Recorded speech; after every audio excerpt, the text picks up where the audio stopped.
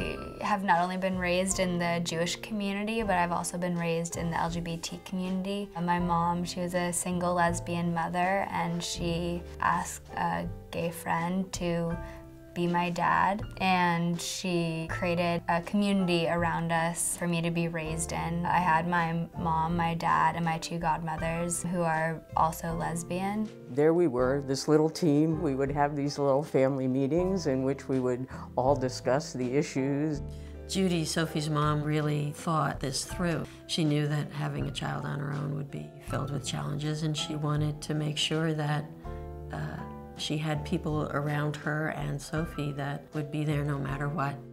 What brought us together was our focus and our love for Sophie and our commitment that we were kind of building this little village of support centered around the love and support of a child. And I think that's the core of all of our families, isn't it?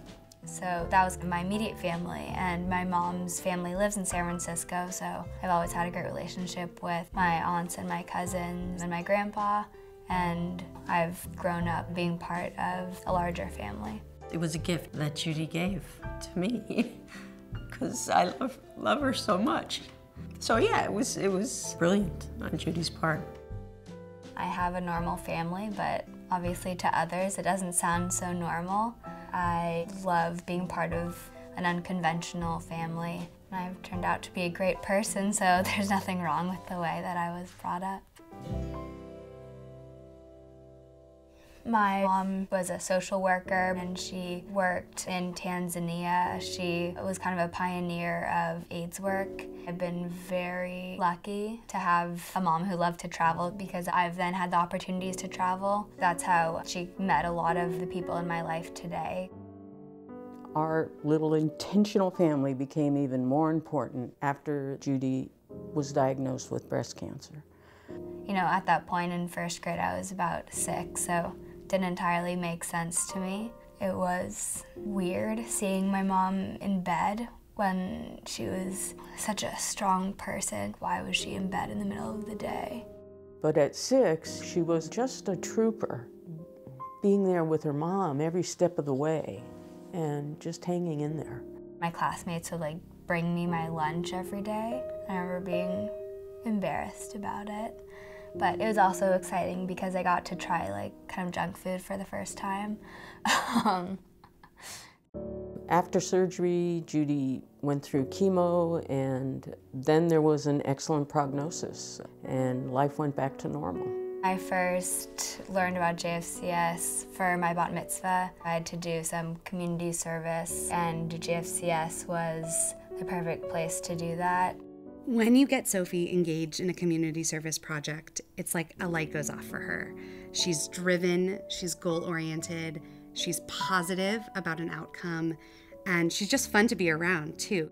We rebuilt this elderly woman's garden, and me and my friend, we visited an elderly woman and brought her a bag filled with goodies for Passover and for Rosh Hashanah, which was a really neat experience because she had all these wonderful stories that she was so eager to tell.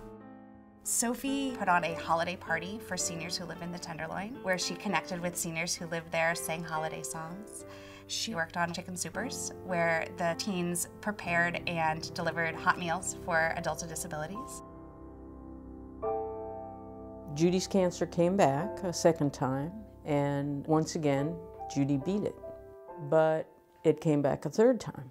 And although Judy was as determined as ever that she was going to beat it, this was just not to be. You know, I think for a little while she thought that she would make it.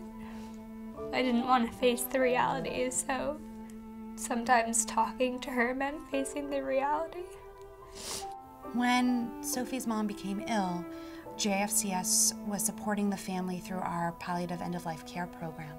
And that's when I wanted to reach out to her, invite her to come back and connect with our Youth First programs, but also really to connect with staff, have a place to go to talk about some of the very difficult things that she was facing with her mother's terminal illness. It helped me kind of come to terms with what was happening. I don't know how JFCS knew that that's exactly what she needed at that time. and it helped her through a very difficult period. JFCS's involvement with my mom and with her cancer definitely expands my appreciation of the organization. Not only have I had numerous opportunities to get involved, but they have also provided care for my family that is invaluable. There were a lot of people always in the house, and I had gotten ready to leave, and someone said to me, I think your mom is gonna pass away today. So, you know, it's your choice whether you go to school or not, but I'm letting you know that that's probably gonna happen today. So, I chose to stay home, and I was holding her hand when she died.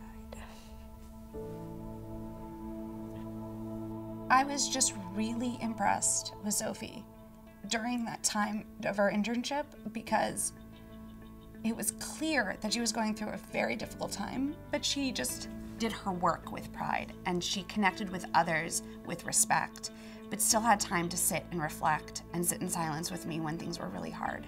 That to me is the quality of a leader, is knowing when to step up, knowing when to take care of yourself, and the fact that she was so willing to go out into the community afterwards and help other people was just not only impressive, but something that I hope other students can learn from those qualities. What is the Teen Advisory Board's interest in terms of the biggest impact for JFCS clients?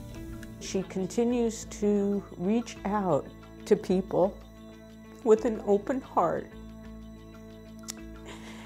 and that's just marvelous. I really enjoy working on the Teen Advisory Board. We organized a walkathon to raise money for the financial aid department here at JFCS. We came up with the ideas, we made all the calls, and it was just a really fun process to watch this event rise out from our labors. It's an amazing program, and what's unique about it is that our input was actually of value to JFCS, and we were listened to, and we were treated more as colleagues rather than as teenagers. I've never had that experience anywhere else besides JFCS. I've kind of discovered more of my Jewish identity through the principle of Tikkun Olam, which is to repair the world. I think JFCS has taught me what that means and how I can continue that work, whether that's with JFCS or, you know, when I go to college.